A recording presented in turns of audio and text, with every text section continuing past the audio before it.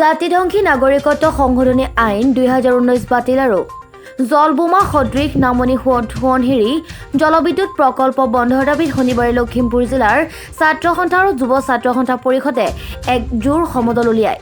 এই সমদলত দুয়োটা সংগঠনৰ শতাধিক সদস্যই অংশগ্ৰহণ কৰাৰ লগতে তেওঁলোকৰ দাবীৰ সমৰ্থনত বিভিন্ন শ্লোগান দি লখিমপুৰ উত্তাল কৰি তোলে।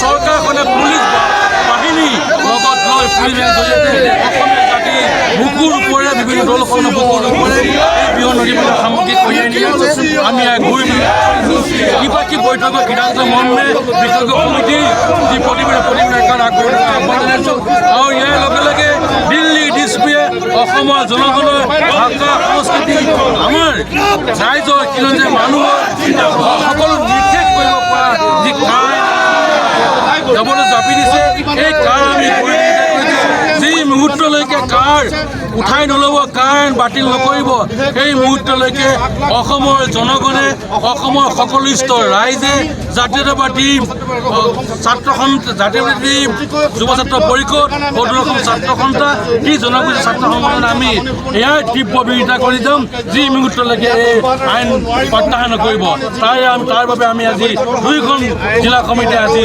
যৌথভাৱে জোৰ সমন্বয় কাৰ্যসূচী ঘোষণা কৰিছোঁ। আমি বৃহৎ নদীখন পৰিষদে নামানো লখিমপুৰ জিলা সমিতি প্ৰতিবাদ জোৰ সমদল কাৰ্যসূচী প্ৰতিবাদ সাব্যস্ত কৰিছোঁ যে কোনো পৰ্যায়ে এই নাগৰিকত্ব সংশোধনী আইন নামানো। এই আইনৰ জৰিয়তে আমাৰ সভ্যতা সংস্কৃতি শেষ হৈ যাব, আমাৰ ভাষা কৃষ্টি সংস্কৃতি শেষ হৈ যাব। গতিকে দিল্লীৰ আজ্ঞাবাহী ভিত্তৰ দৰে নৰেন্দ্ৰ মোদী অমিত শ্বাহ পৰিচয় সৰ্ব বিচাৰিছে।